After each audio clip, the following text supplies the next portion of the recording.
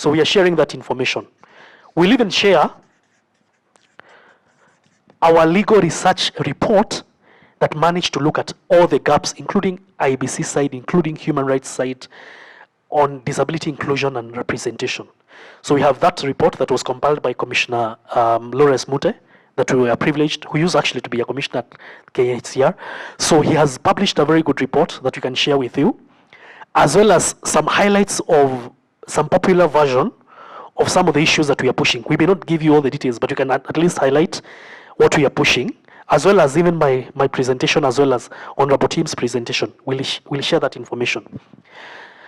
Number two, where it's possible, we will be informing you of the efforts of DPOs. For instance, what we are currently even doing this week, efforts of DPOs in addressing some of these issues. Because we don't want, like I said, we don't want to go very far, and then we realize the critical agencies were actually left behind, and we are self-sabotaging ourselves. We are sabotaging ourselves. So we will engage the broader network.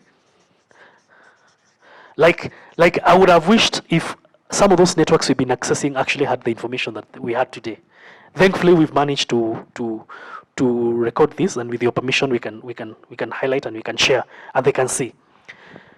Number three is that we're going to get a courtesy call with we could actually, Kedipa members are very keen to visit. In fact, in a lot of conversations, every Zoom meeting that I'm moderating of Kedipa members, there's always that question that comes from Honorable Denita Gatti and Honorable Tim Wanyonyi, and they say, Simon, when are we meeting IBC? When are we meeting KHCR? When are we meeting? So they want to come and have a courtesy call and a conversation with your entities.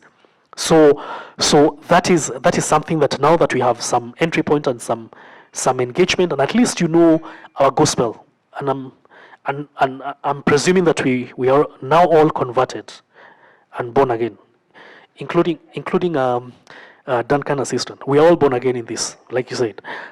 Because we have converts and born agains, then we can organize courtesy call, and Job, you'll note this, so that we make it as urgent as possible. Why is this important? We are working with drafters.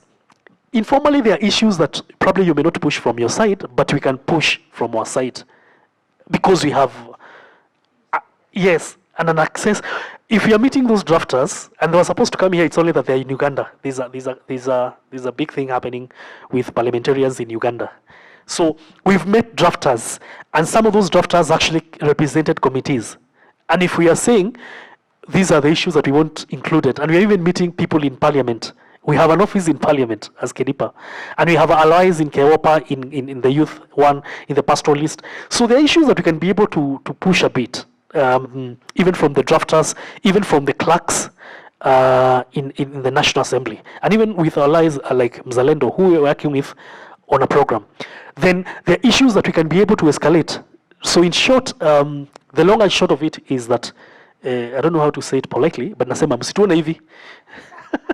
We are also able to push something because of the networks that we are accessing. So there's going to be a courtesy call, which Job you can note, that will be working with Brian and Madam Joyce to see when we can actually have that joint setting, and probably also rope in National Council, because we are working also very closely with them, and also rope in National Council. There are issues in this sector that are really deeply human rights issues, especially some of these issues affecting budgeting, and a population that has been reduced by 4/5, by like 70-80%. It's unfortunate. So there are issues that we can actually push together. And is there something else that you feel that we can include? Because these are sort of resolutions. We are very good in this sector in coming up with deliberations and resolutions. So the Hilton Declaration today is coming up with these issues. Jumping the gun. So one of the resolutions that you've suggested is that we brief our counterparts on the state side of some of the things that we are working on. Perhaps it is to suggest if they too could probably brief us on what they are working on, just so at least we have a proper understanding. You never know, from that sort of scoping, we could identify areas where perhaps we could leverage our numbers, we could leverage our voices without necessarily engaging in duplications. That would be a wonderful one. Perhaps they too brief us. You understand that there's an opportunity that comes with them. They have the brand. So probably if we have that sort of understanding, we could, we don't have unlimited resources, so probably we could just gauge on that. But also curiously, because we've had engagements under KNCHR, we are engaging with them under ELOG on how to secure some minimum electoral reforms. So one of the things that keeps coming up is the limitations that they have on their side too. You see, there are some things that there's so much that they can do. So sometimes they invite members of the civil society, ourselves, to help them push for some of the things that they are unable to do themselves.